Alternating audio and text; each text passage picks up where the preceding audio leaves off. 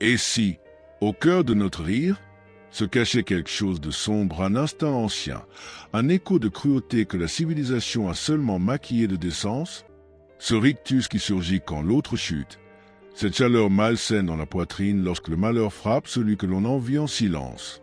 Est-ce vraiment de l'humour ou le masque souriant d'une vérité plus ancienne que le bien et le mal? Là où le sage détourne les yeux, l'âme nue contemple et peut-être, secrètement, savoure. Car dans chaque éclat de rire face à la douleur, résonne un soupir du surhomme encore en gestation, prisonnier des barreaux invisibles de la moralité grégaire. Mais qui rit, vraiment, lorsque l'autre saigne? Est-ce vous ou quelque chose en vous qui ne vous appartient plus? Un parasite antique, hérité d'époques où la pitié était une faiblesse, et la joie naissait du triomphe brutal sur l'ennemi abattu. Chaque rire devient alors une énigme. Est-ce la célébration d'un renversement ou l'aveu d'une impuissance profonde? Rire du malheur d'autrui et se venger symboliquement de sa propre misère? Et si ce plaisir étrange n'était pas une aberration, mais une confession inconsciente de notre propre esclavage psychologique? Il y a, dans cette joie tordue, une forme d'honnêteté brutale, une fracture dans le masque de la compassion universelle. Et plus on l'observe, plus elle révèle une architecture cachée, celle d'un théâtre moral où chacun joue son rôle, victime, bourreau, spectateur. Mais parfois, les rôles s'effacent, et ce qui reste, c'est le vertige. Pourquoi suis-je en train de rire maintenant? Ce n'est pas une question de morale, mais de métaphysique. Ce rire est une porte.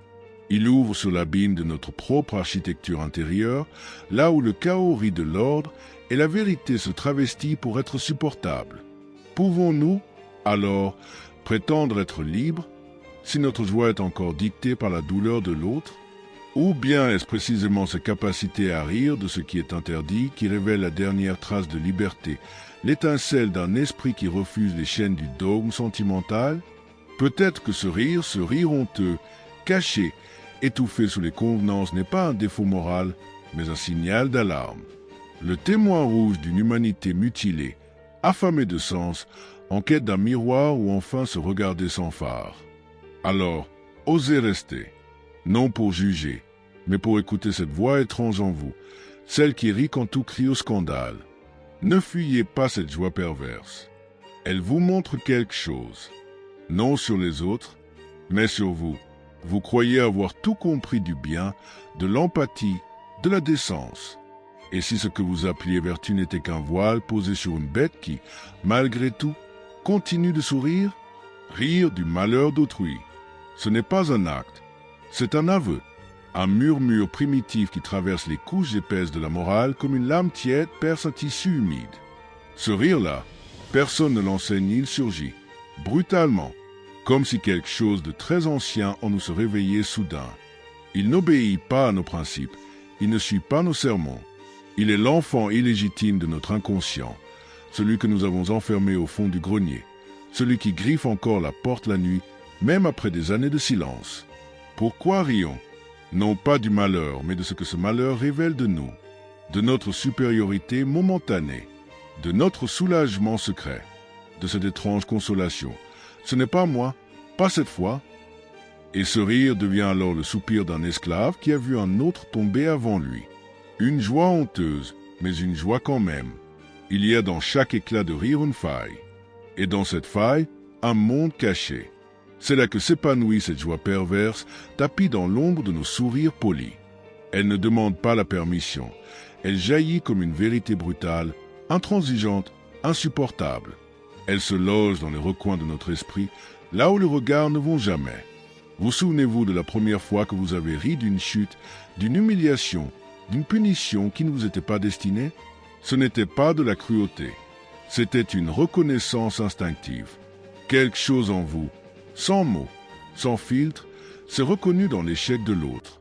Une mémoire archaïque, antérieure à tout langage, qui se réjouit simplement d'avoir survécu un instant de plus que le voisin.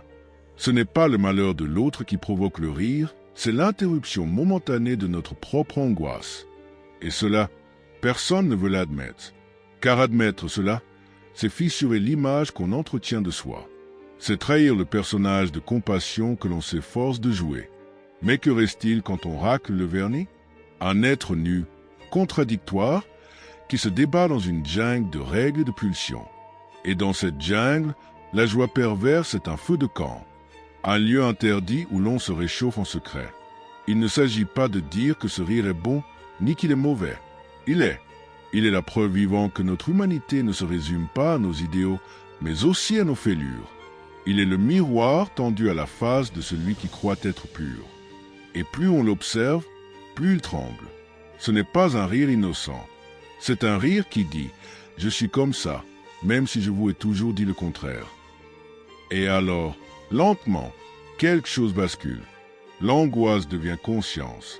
La honte devient lucidité.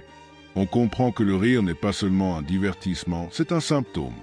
Il dit ce que les mots refusent. Il signale les endroits blessés.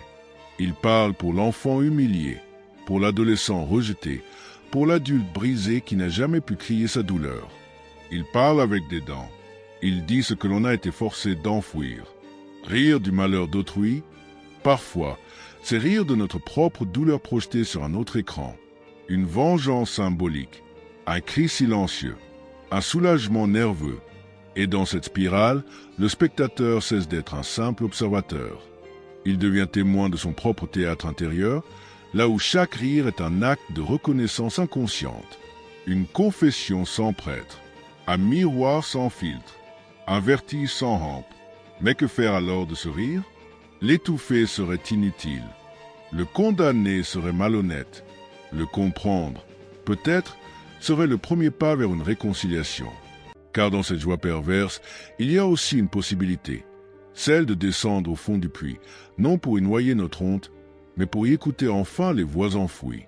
Ce rire, aussi dérangeant soit-il, ne vient pas d'un monstre, il vient de nous. Il nous dit que la morale ne suffit pas à contenir le chaos, qu'il y a en nous des couches plus profondes que la raison, plus vivantes que nos slogans, et que parfois, pour guérir, il faut oser regarder là où ça fait mal, et admettre que même là, il arrive qu'on rit. Et si ce rire, celui que nous pensions comprendre, n'était en réalité qu'un murmure d'abîme, un souvenir oublié d'une humanité plus brute, plus nue, plus vraie, il persiste, même maintenant, dans un coin de la poitrine, comme une ombre chaude que l'on n'arrive pas à nommer. Il ne demande plus d'explication, mais d'écoute. Ce n'est pas la fin d'un chemin, c'est une fissure ouverte dans la surface lisse de nos certitudes. Car là où le rire croise la douleur, n'est une vérité que la raison seule ne peut contenir. On croyait parler du malheur des autres, mais à chaque détour, c'est notre propre reflet qui surgissait. Nos joies secrètes, nos hontes dissimulées, nos instincts tus. Rien de cela ne disparaît avec la morale. Cela reste, cela vibre, cela respire. Et soudain, ce n'est plus une question d'éthique, mais de regard. Que voit-on quand on rit? Que cache-t-on en détournant les yeux? Ce que l'on croyait pervers n'est peut-être qu'un langage oublié de l'âme. Un langage que seuls les courageux oseraient apprendre. Car ce rire n'est pas une erreur. C'est un signal, un battement d'aile au fond du puits. Il dit que quelque chose en nous veut remonter, briser les masques, retrouver la clarté à travers le chaos. Et peut-être, dans ce frisson étrange, dans cette gêne douce, dans cette conscience aiguë, se trouve l'éveil que nous cherchions sans le savoir. Ce n'est pas le rire qu'il faut fuir, c'est l'indifférence. Ce n'est pas la noirceur qu'il faut craindre, c'est la lumière qu'elle révèle. Alors, si ce que vous avez ressenti ne s'efface pas, si ce silence après le rire vous semble plus dense qu'avant, c'est que quelque chose en vous a bougé, même sans mots, même sans réponse. Et cela suffit, car toute transformation commence par un frémissement, un doute qui persiste, une question qui refuse de mourir. Peut-être que c'est cela, la véritable lucidité, accepter d'habiter le paradoxe, sans chercher à le résoudre. Et si ce frisson vous a touché, ne le gardez pas pour vous. Laissez-le vivre ailleurs. Partagez ce souffle. Commentez ce que vous n'arrivez pas à nommer. Aimez cette sensation étrange, pas pour ce qu'elle est, mais pour ce qu'elle réveille. Abonnez-vous, non pas comme un simple clic, mais comme une promesse intérieure. Celle d'écouter encore, d'oser voir, d'aller plus loin. parce que ce voyage ne fait que commencer.